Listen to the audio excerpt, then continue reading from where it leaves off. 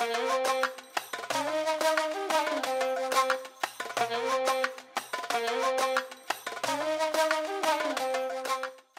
dengan dimulainya era pemerintahan Prabowo Subianto, salah satu isu strategis yang menjadi sorotan adalah keberlanjutan proyek pembangunan ibu kota negara.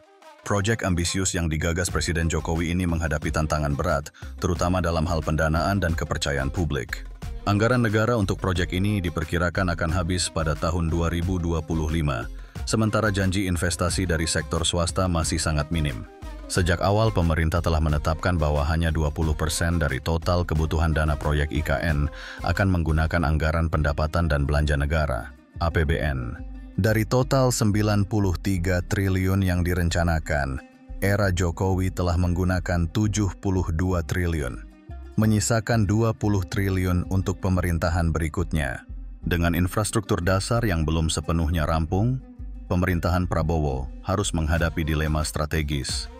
Melanjutkan pembangunan dengan anggaran yang terbatas, atau menghentikannya demi prioritas lain.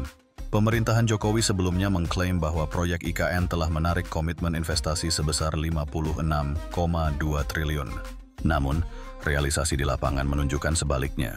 Banyak pengamat menilai bahwa proyek ini belum cukup menarik bagi investor swasta, karena belum adanya jaminan ekonomi berkelanjutan di wilayah tersebut.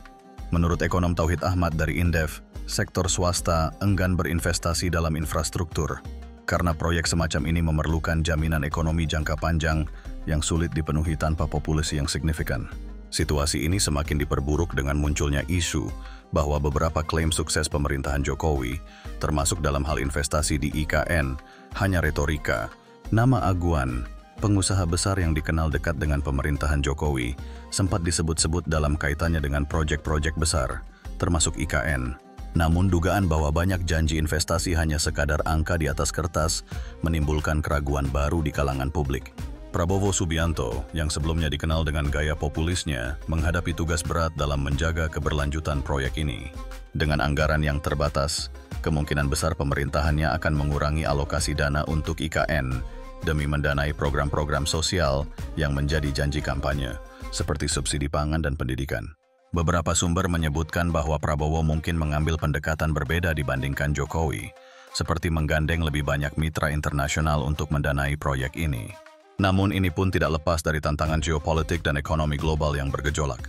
Pengamat menilai bahwa proyek ini mungkin akan menjadi beban warisan yang sulit diatasi oleh pemerintahan Prabowo. Tauhid Ahmad menegaskan bahwa tanpa populasi besar yang menetap di wilayah tersebut, sulit bagi IKN untuk menjadi pusat ekonomi yang menarik bagi sektor swasta. Sementara itu, para pelaku ekonomi menilai bahwa keberlanjutan proyek ini bergantung pada komitmen pemerintah untuk menjaga stabilitas fiskal tanpa membebani APBN lebih jauh. Dengan semua tantangan yang ada, masa depan IKN di bawah pemerintahan Prabowo penuh ketidakpastian. Apakah proyek ini akan menjadi simbol keberlanjutan atau justru kegagalan visi pemerintah sebelumnya? Semua bergantung pada langkah strategis yang diambil dalam beberapa tahun ke depan.